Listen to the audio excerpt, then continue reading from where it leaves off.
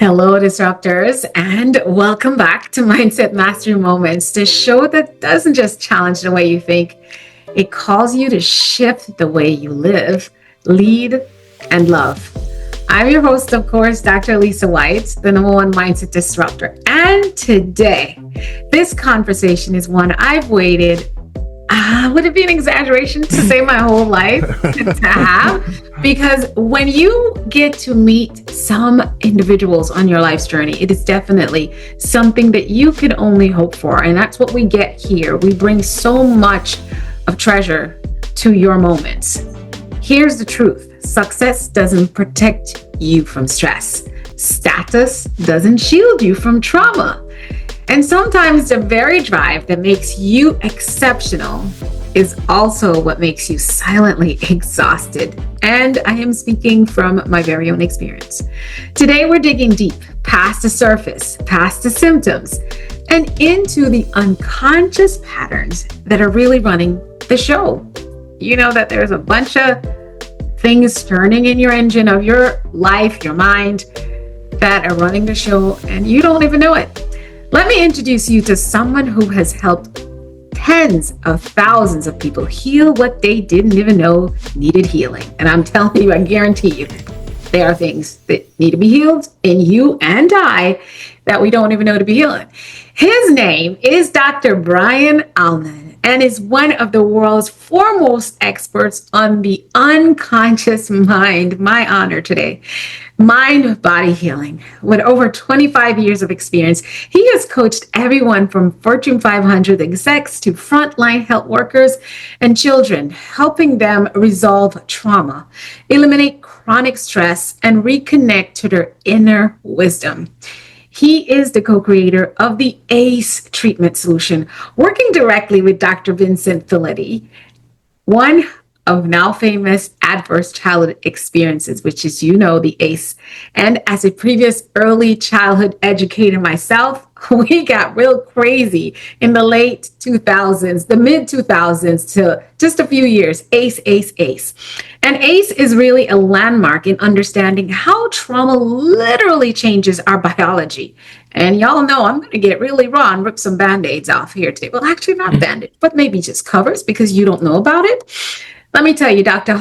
Alman's work has helped reduce medical visits by 35%, emergency visits by 11%, and has saved Kaiser Permanente billions in healthcare costs. He's written 15 books on trauma and stress, including Less Stress Now, The Doctor of Last Resort, and Less Stress for Kids. But what makes him really different is this. Dr. Alman doesn't just talk about trauma, he teaches how you heal it without meds. Without meds. I'm going to say that again. Without meds. Without years of therapy. With a science-backed process that meets you where you are and takes you exactly where you're meant to be and where you want to go. So let's get into it today. Dr. Alman, I know it was long, but I had to share with our viewers and listeners just a little bit about your, can we call it your monumental rap sheet? Welcome to Mindset Mastery Moments, Dr. Alman. We're so blessed and honored to have you. I am so happy to be here. And I really want to thank you for all of the work and the creative energy that you put into your podcast, because I've been watching them. I've been listening to them. I've been studying them. And you're a giver. You are making such a difference in the world, and I want to encourage your viewers to give you a 5-star rating. I did mine on you at Apple. So go to Apple, give her a 5-star rating, because the work you're doing, helping the world be a better place, contributing, your podcasts are gifts. Every one of them is unique. And I'm moved by them, and I'm in the field, and I've been in the field for a long time. So I really want to encourage everybody to do what I did. Go to Apple or maybe go to Spotify, wherever you do it, but give a 5-star rating for this podcast. This is extraordinary. So, of course, I'm very happy to be here with you. Oh, Dr. Alman, you made me cry already. And we just started. We even start talking about ACEs yet. I am so appreciative of you for someone who has put in the amount of effort and work in this industry of just really healing and recovering and doing it without medication. And you keep going till now, and you allow me to be a part of your world. It's my honor. And I'm not going to let you go. So be careful here. I'll be like, okay, Yeah. now, mentor, where are you? You're already a mentor in my head. Dr. Alman, Thank you. in your own words, share with us who you are, what you do. And I have to ask you why you do it. Okay. Well, exactly how you introduced me, I help people connect with their inner doctor, their inner wisdom, their unconscious mind, deeper than their subconscious mind by far. And the way that I learned how to do what I do and what I do professionally, what I write books about, teach people, facilitate people, I was born missing part of my back, part of L4 and L5. So I was in chronic pain. Anybody that's in pain out there knows being in pain is a full-time job. You have to really think about, how am I? Will I be okay? Can I do this? Can I not do that? Now, when I say that, that's true about physical pain, emotional pain, psychological pain, family pain, even social, cultural, financial pain.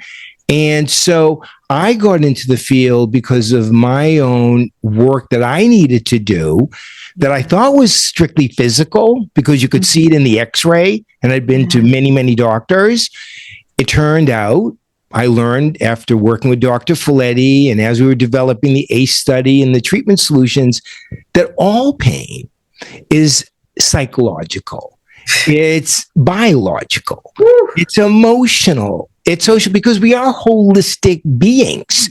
So everything impacts us, psycho-emotional, social, in all ways. So I had my own work to do. And everybody that knows, whether it's trauma or physical pain or family pain, we look, we search, we yearn, we try to find the best answers. And I did the same thing. I did lots of things for my pain. I tried so hard. And in my search, I kept finding a person by the name of Milton Erickson, a medical doctor.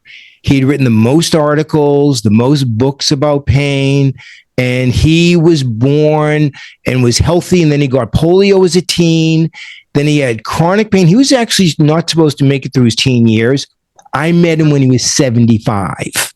Wow. Just to give you an idea that he practiced what he preached, medical doctor, his polio, his pain. So I wrote to him a handwritten letter.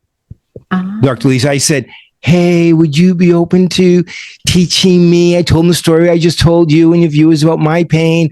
I really love to learn how to help myself and help other people. And he said, in a handwritten letter back to me, if you get a medical degree or a PhD in psychology, I will train you.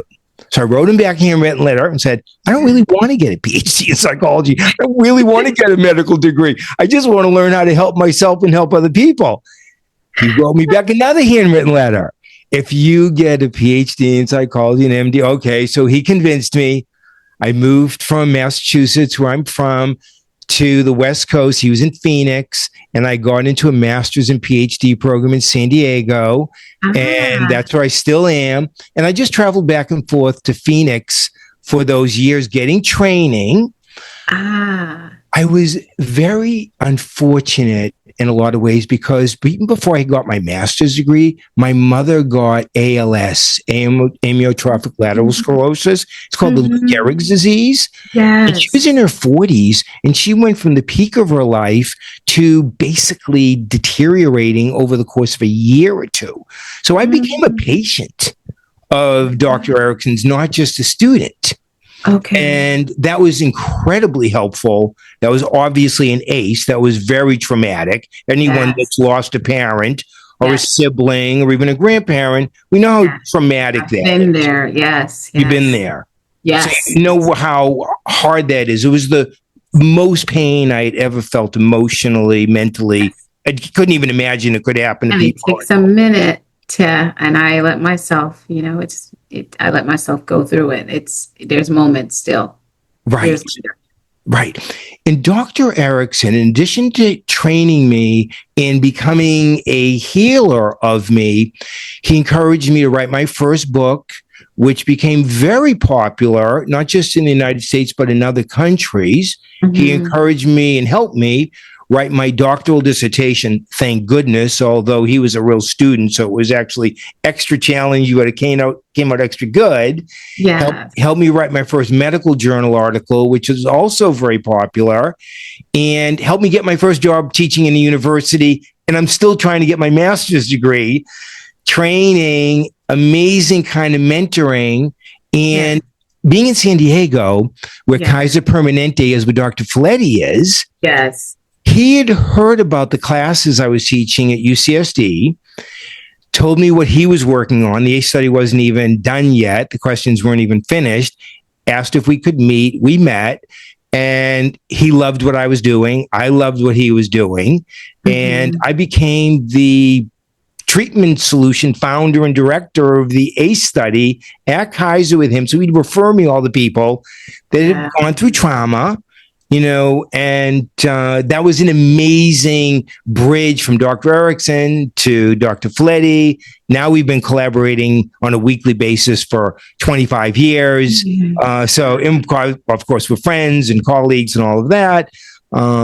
So that's how I got to do what I'm doing now. The department that Dr. Felitti ran at Kaiser for 25 years is called Health Appraisal. They were seeing 25,000 people a year. So he was sending me the people who just weren't getting better, and they couldn't figure out why. They'd lose the weight, gain it back.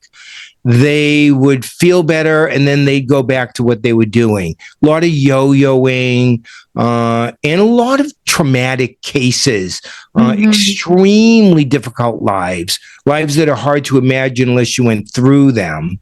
Yes. And really different. One of the referrals was a concentration camp survivor from when she was 7 years old and couldn't swallow food. She had to eat baby food in her 60s because of the surgeries that were unnecessary she had when she was in a concentration camp. Wow. And just the people that I saw, a lot of sexual abuse, people that had never really dealt with it, never even thought how much it was impacting them.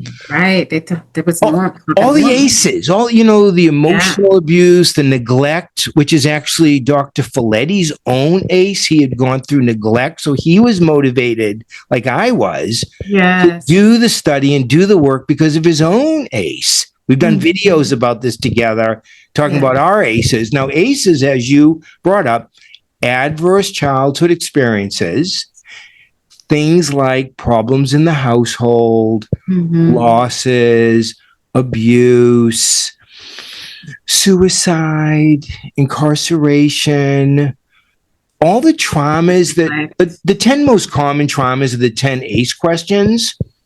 And you'd be curious, and your listeners, your viewers would be curious, but people used to say, I got a 0. I didn't have sexual abuse.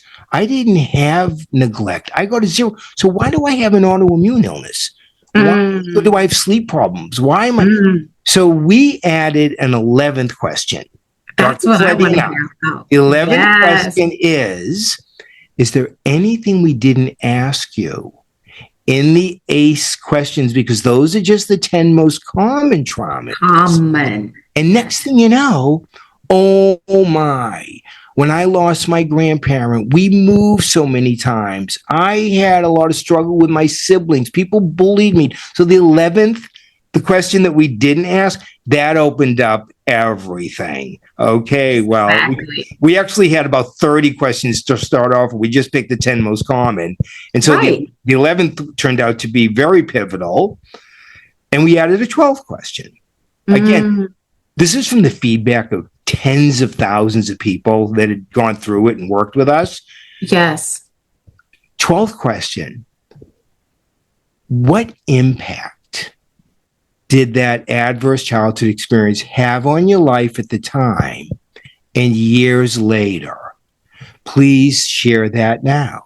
People got to share and express the impact, which nobody had really ever asked them before. It's a brand new question. Yes. Right? What impact did it have? And when they thought about it, well, that's when I started experimenting with drugs. That's when I became promiscuous. That's when I got really anxious and shut down and went from being outgoing to really not wanting to be. So the time it happened, the age it happened, and then the impact years and decades later turned out to be very important. So we're getting to some of the highlights of the ACE, of course, because I know you're interested, and I hope your viewers are interested. Oh, they are. And some people may have never heard of it, but they're starting to relate already. Like, what is he meaning? Weight gain? Right. Trauma? Right.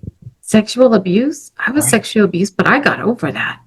But I can't seem to lose weight. I'm always in pain. Exactly. I have 3 autoimmune diseases that I can't seem to contain and control. Right. So at what age, we would ask, did you first start to gain weight? Why then?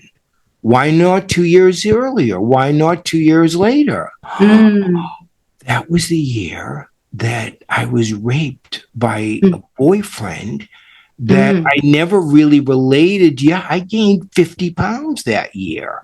Yep. I wanted to keep people away. I didn't want any guys bothering me. And the weight gain seemed to keep the riffraff away. So the overeating actually was a solution, not just a problem. So we learned that from all these people. As we talked about before, and I'm sure we'll talk about it again, we listen, we learn. These are our teachers. The people that we're working with, the people we're helping, they're helping us. They're helping us learn. And Dr. Felitti and I are both very curious and open-minded people, open-hearted people. We want to know people's stories. We're very interested. And once people feel like they can tell us their story and not be judged and actually still be accepted and even invited back, and we want to see them again. Yes. That was their deepest, darkest secret. They didn't think anyone would ever want to see them again after they told us that. Right. But it was the opposite. We were even more intrigued. Yes. We wanted to hear more. And what could we do to help other people from your experience? And people were very open. We have hundreds of hours of videos of people because their message was, if I can help somebody not have to go through what I went through, I will put this on video. Yes, they wanted to stop the bleeding. Yes, so helpful. So the ACE study is the largest study that's ever been done in the area of mental health. It's correlated with cardiovascular disease significantly, with cancer, with autoimmune illnesses. More than 60% of adults in the U.S. have had an ACE, a trauma, an adverse childhood experience. So the majority of us have had trauma in our life. It's not unusual. It's most of us. And a lot of us have had 4 or more, which are the predictors for addictions, because of course addictions are solutions. How can I get rid of the pain? How can I manage this? How can I cope? How can I not think about it? How can I not feel about it? And addictions help us numb out, whether it's food or prescription drugs or, illegal drugs. They help us numb out. And being numb is better than being in pain until people get to heal the root cause. The root cause, yes. That's the takeaway for the treatment solutions, because we can think better, think smarter, do all these techniques and approach it different. We can meditate all year, all decade, meditate, mindfulness. We can do everything. Yes. And until we get to the root cause and resolve it, it's going to keep coming back. But most people think getting to the root cause is going to be very painful. You have to dig it all up. You have to stir it up. No, you start feeling better right away. And you Wow. keep feeling better because the techniques are so fascinating. They're so interesting, and you're healing. You're actually Yes. resolving. And I'll share techniques. They're just phenomenal. How you don't have to go back and dig it all up. Right. Not necessary. It's actually not even advisable, because then you tend to feel worse.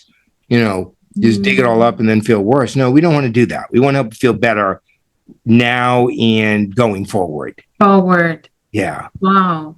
Yeah. So that is just so fascinating. And with my limited knowledge and research over the years, especially being an advocate and facilitator of early childhood education and early childhood care and development, and with that coupled education, because I always believe in the care and development and then the educational piece, because when we think education, we're talking about the institutionalization, Right. institution of early childhood education. So many of our listeners are high performance, high functioning, Right. yet, as you said, we have this unconscious pain, and we're hurting silently. Can you break down in your words why success doesn't mean healing? Because I can say this, I'm just going to throw this out there. While the world looks on at the Diddy case, are you familiar with that background? Of course. Psychologists and mental health professionals and, has been discussing, they have this film, The Making of Diddy. And when we look at Diddy's life, I think this guy checked all 13 to 1,500 of the aces. Yes. Just by the time he was a boy, Right. like maybe 11 years old. Right. And this is me listening, because I'm not one, as someone say, doesn't excuse it. He's a monster. And yes, he's become a monster, but if we're going to have less monsters, we got to go to the root cause of where do monsters come from? And Right. so while we call it the making of Diddy, I want to say, what's the making of a monster, right? Right. And so some of us, we have many monsters in our unconscious. Tell us about, we got Diddy all the way. He's been so successful, but his aces haunted the heck out of him. And this is where we are right now we're having this case, and so many hurt people. Why does success doesn't mean healing? Right. Well, it's so interesting you would ask that question, because there is outer resilience, cars, money, fame, and there is inner resilience, emotional healing, wisdom, and those two don't necessarily connect at all. Come on now. Yes, that outer success, that outer resilience is not an indicator of how the person is on the inside at all. No indication. No. In fact, an example very much connected to the Diddy case, one of the patients that Dr. Felitti and I have worked with for a number of years, federal court judge. Obviously, that says a lot. Now, her ACE score is a 10. All 10 aces. She wrote a book about it. Her traumas were horrendous, beyond your imagination. All that she went through as a kid, a lot like Diddy. Very similar. On the outside, though, and somewhat like Diddy, she had phenomenal success. Law degree, graduated, federal judge. That's amazing. Nice house, nice car, all the outer. On the inside, she had 3 different cancers. Okay. She had a number of different autoimmune illnesses. And so inside, she was really hurting emotionally, physically, mentally. But the resilience of her, everybody, wow, she's so resilient. Look what she's been through. That's amazing. But on the inside, not at all. So the healing is the inner, and you'll hear from successful people. I just saw it the other day. One of the most successful golfers, I think he's number 1 in the world, said that winning golf tournaments just doesn't do much for him. For him anymore. He got all the success on the outside, he just kind of keeps going. So How about Will Smith? There's a viral video. Exactly. Will Smith talking about having everything, could buy himself everything. And he's looking in the mirror and he's like, he's empty. Exactly. So the inner resilience, the healing and resolving of the ACEs, the adverse childhood experiences, are essentials for health and happiness. If you don't do it, all the money in the world won't help. We've certainly seen billionaires that are miserable. They can have anything, but they're very unhappy people. You can see it in their face. But on the outside, they have all the houses, all the cars, they have the airplane, they have everything, and they're struggling on the inside. Yes. All of us have been impacted by ACEs. Yes. Even if we're not the 60% that have an ACE, our parents had ACEs. They raised us. Our grandparents had ACEs. So we're automatically with their ACEs. Multi-generational ACEs. Exactly. And it'll go on for generations also, unless we break the patterns and do the inner work and heal and resolve. Yes. So yes, this has been going on for many, many generations. We know that. We know what our parents went through, what our grandparents, great-grandparents. Wasn't an easy life for them, just as it's not an easy life now. So people have ACEs, but almost always they're untreated. There's the cancer, there's the autoimmune illnesses, there's the cardiovascular disease. It's not that they have ACEs. It's not that we have ACEs. It's they go untreated. Yes. They go unresolved. So it's not the ACEs.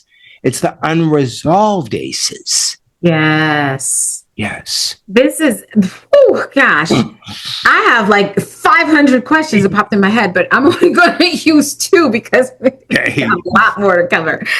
And of course, guys, we've already agreed that Dr. Alman is going to have a full series on this podcast, not so we can learn everything from him, but so that we can unpack some of the brevity of his work. And it's so needed to have in this space with so many of you. We're grateful for you all that listen and watch. What came to mind for me was one of the things, because you said that it's the unhealed one.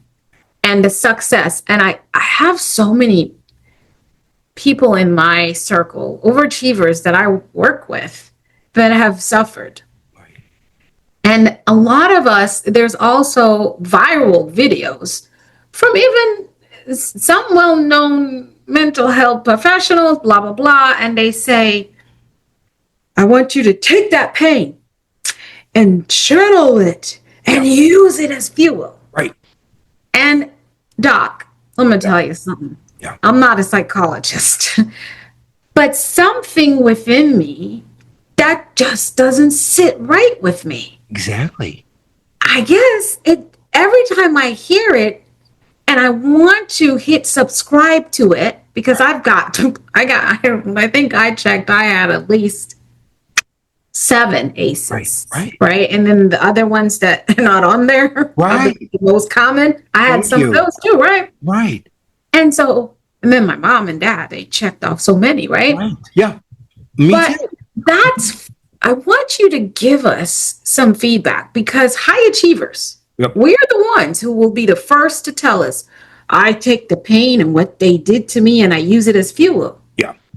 And I had this, when I first heard it in my inner circle, I said, man, don't you think that, my question was, would you buy oil, bottle olive oil, and put it in your gasoline tank for your car?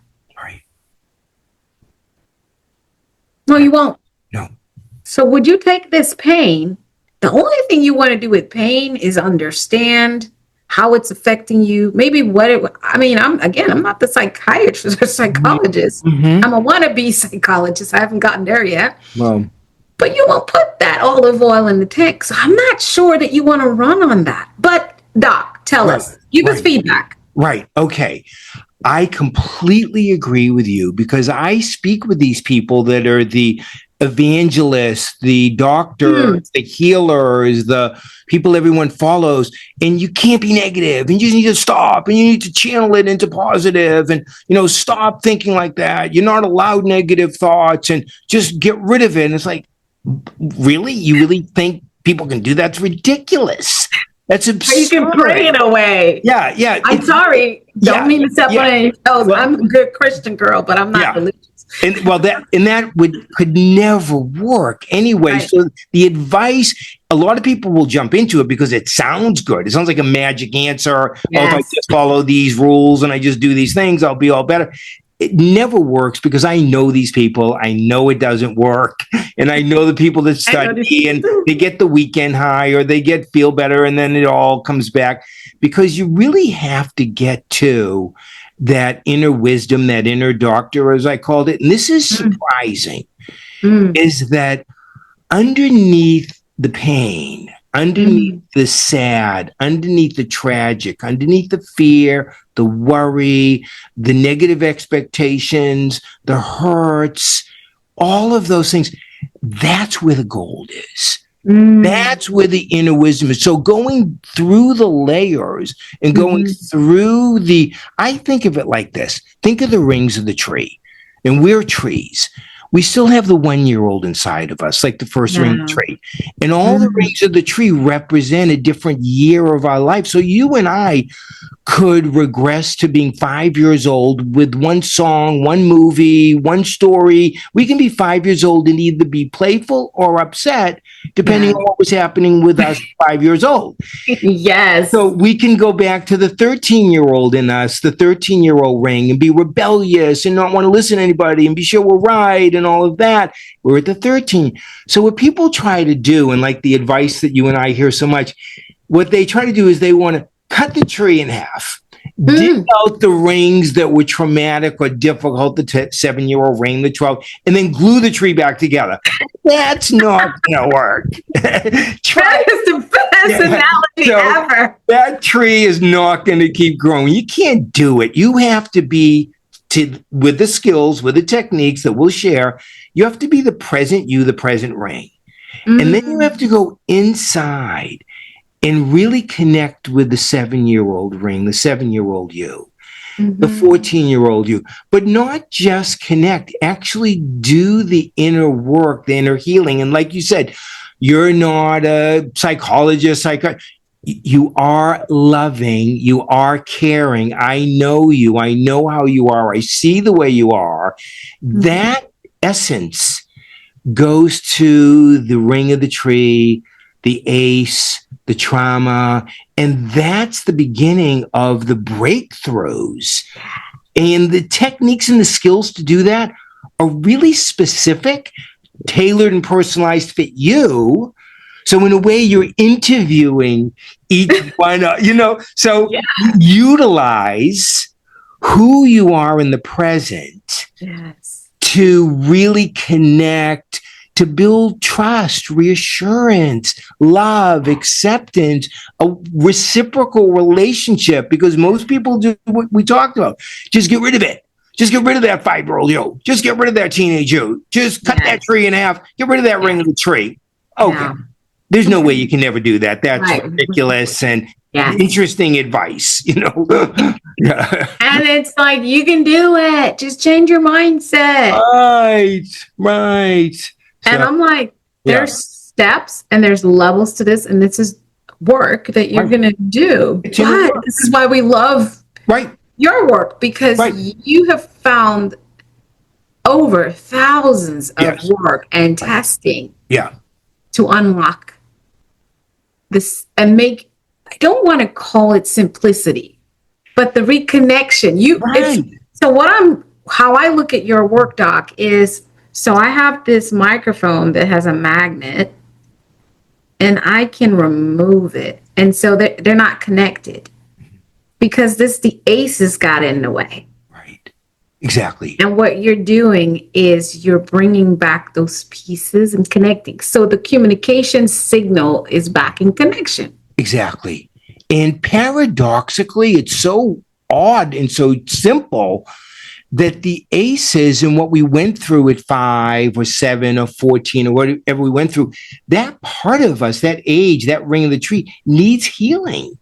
You can't just move on and just shut it up or just overthink it and just, you're not allowed to be negative. No, it actually needs love and healing and support. And there are beautiful techniques, beautiful solutions that help you feel better right away. And here's the important thing about all the techniques that we've learned, thanks to all these hundreds of thousands of people, is that you will be integrating them into your daily life.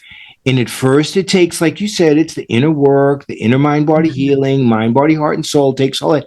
And then it becomes second nature. It becomes automatic. You end up developing a pool of inner resilience within you, like stem cells that are available anytime to help you through difficult situations when you get triggered. And that's the inner work. That's the inner healing. That's the ACE work. And people are delighted and amazed at how much they can accomplish. We hear it all the time. I never thought I'd ever resolve that. I never thought I'd feel better. I can't believe how much better I feel. And I don't totally understand. People will say, how come I'm feeling so much better? And how come I'm doing so much better? We don't really have to understand it. The important thing is to integrate it and activate it. It's not analysis.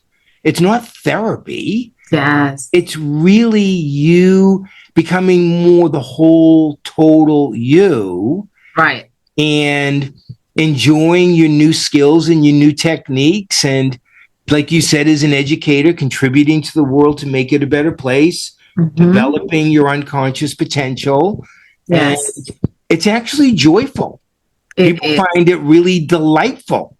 If I knew it was going to feel this good, I would have done this decades ago. Earlier. And not try to hide it and stuff it. Yeah. The question that the other part of that question that I had that popped into my head and heart was, let me say this the right way. How about those? So ACEs are directly connected to our childhood. Right. What do we call the ones? So I grew up, I had a great childhood, but I'm 16. I met this guy. I think I'm in love. He's crazy about me. I'm crazy about him. And I make it up to, last year of high school and we break up. Right. I got a heartbreak. Does that count in the ACEs or is that just? Well, it does. That would be what we spoke about before. That would be probably the 11th question where you get to share that ACE. And ACEs are from birth to 18, your story. Oh, okay. Now, we have added, because of all of our experience, adverse adult experiences. Because like loss of a loved one or a job or whatever it is that was traumatic, your own health issues. So we've added questions that are adverse adult questions because not all traumas happen before 18. So we added that, and you'll be curious about this also. This is thanks to thousands of people. We added, Dr. Felitti and I, another assessment called positive childhood experiences. And so we added another 10 questions, which became 12, because we didn't ask you, because people would say to us, I had a very difficult relationship with one of my parents. And it was traumatic. It was emotionally abusive. They were very critical. It was really hard on me. I always expected to be perfect. I even expected myself to be perfect. And of course, I was never perfect. Yeah. And I had a teacher who really understood me and supported me and was nice to me. And it really helped me. And, whether it's theater or music or English or science, whatever it was.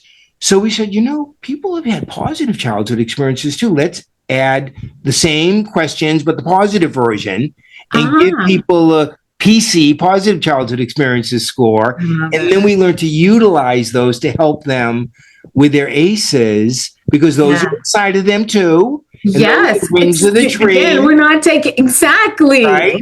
Right. And so that all the breakthroughs, all the big moves, all the big ahas, all the epiphanies really came from working with people and learning from patients, members, clients, people, right? And that's an example. That's something that developed because of feedback. Right. I remember one of my siblings, we were talking about, we're sharing a childhood memory, and she was like, how is it that you always seem to remember these things and you remember all the good stuff? And I'm like, no, I remember the bad stuff too. Yeah. But I guess my way is not only, I didn't flip it or anything. Right. In those horrible moments, there was humor, there was joy, there was laughter, but then there was the pain. See, yeah, we're both. So right. I remember experiencing that, but I also remember experiencing this. And somehow, I don't know if that was part of me healing. That was part of my healing. But I believe, loving your terminology of the rings of the tree, right? Right. It's all part of me. Right. You're really getting to an important point about the healing of ACEs and utilizing the positive experiences, that inside of all of us is an inner wise woman, inner wise man, inner doctor, inner healer, inner coach, inner teacher. We all have that, and learning the techniques gets us connected to that, but it's already inside of us. It's not like Dr. Felitti and I invented this and give it to people. Right. It's in all of us. The thing is, like we said about the lead, it's buried under all the layers, under all the lead, before you can find the gold and find the inner voice, inner wise woman, inner doctor. So you have to go through those rings of the tree. And, with trees, if it's a drought year, there's a jagged ring. And if it's a rainy year, the ring changes shape. So in a year of life, we can have droughts and storms and peace and laughter. So they're all impacting us. Yes. And we have to resolve the difficult ones, because they don't just go away. Like time heals all wounds is not true. Right? It's just not true. So why do you think your great grandma is still mad at your great grandfather? Yeah. She's still a bitter, quiet woman that doesn't say anything at the family reunion. Exactly. Because those wounds didn't get healed from when he cheated on her in 1922. Right. I mean, I'm extra, but no, it's true, because I'll hear from people. I thought when I turned 30, I'd be over it. Are you kidding me? I'm not a kid. I'm not a teenager. I thought when I turned 40, this won't bother me at all, because 40 is like getting old. So when I turned 40, and then people will say, well, 50, come on. And it's still bothering me. 60, 70, 80, 90, because we see people of all chronological ages. Chronological age has nothing to do with it. You're still just an older version of you. Exactly. You still have all those rings of the tree that are still unresolved. They don't get resolved because you turn 30 or you turn 40, even though you hope and pray it will. Right. It doesn't. You still have to go do the work. One of the people that I worked with is in his 90s, and he's happier than he's ever been in his life because he did the work. Right? So it's not a chronological age thing, and time does not heal all wounds. Time does what time does, and you need to do what you need to do, period. I thought that was, and people say, and this too shall pass. Right. No, the only thing that goes by is time. You get to decide how you use it. And again, that's still on the merit that time is an illusion. Right. But that's what we measure. Our time, can't even get away from saying time, our experience. Yes. Well, but here's the interesting piece of what we're talking about too, is that it's actually easier. You use the word simple. It's actually easier to do the inner work and the inner healing than it is to not do the inner work and the inner healing. That's hard. That's difficult. That's painful. Yes. Doing it, it's like getting thorns out. It's like, oh my God, that feels so much better. Oh, I feel so much right. Or throwing up. Like, yeah, it feels throwing up feels really terrible while you are throwing up, but when you're done, you're like, oh my God, I'm so glad I got that out. And I'm being gross. No. It's a good one, because I heard somebody recently say, I'm angry all the time. It's like mental vomit. I have to keep getting it out. I have to keep getting it out. I'm just always angry. And I said, you're only letting a little come out. And I said, yeah, but you're projectiling it onto other people. This is not great. Let's kind of do something about this. Funny. Fortunately, we did the work and he was better at it. But that was his description, exactly what you said. Yeah, let's think about it. When you have an upset stomach, that thing is so unsettling and it makes you miserable and uneasy. It's the worst. I mean, for me, it's one of the worst feelings in the world. And I tell people I'm the one that throws up because I threw up. When I'm done, I feel better. Right. So that hits. And I know that someone is listening, just realized they've been functioning on top of unprocessed fear. And they're burnt out because of it. Right. So Dr. Alman, now that you've talked about unconscious mind being the key to the real transformation and going down to those layers, how do we begin to even access that when we're still stuck in survival mode? Well, the first thing is that I have decided to give a couple of gifts to all of your viewers that's going to make a big difference to them, because you're so generous. As I told you, I've been watching so many of you. You're such a giver. I decided, you know what? I'm going to match that. Hello, Disruptors, and thank you for tuning in with us to this wonderful and exceptional informative episode with the one and only Dr. Brian Alman. You have been tuned to part 1, When Pain Speaks, the hidden link between trauma and your health. And in part 2, coming right up, Healing from the Inside Out, a new path to resilience and longevity. I know that this episode has been transformative, and it's definitely going to cause some level of change in your life as you seek to continue to heal, grow, and glow. But don't be selfish. Share it with someone that you know, someone that you love. And listen, our team has been telling me that there are over 13,000 of you following us on Apple alone, and we average about 15,000 downloads a week. We want to hear from you. We want your input, and we would love to welcome you to our community. So click the link below and join us at the MM360 community. And also send me an email. Let us know how you love the podcast, what it's done for you. We'd love to feature your testimonials and your transformation. And also, we would love to know who you would love to see on Mindset Mastery Moments and what you want to hear from us. Get over to part 2. I'll be waiting to hear you over there. Bye.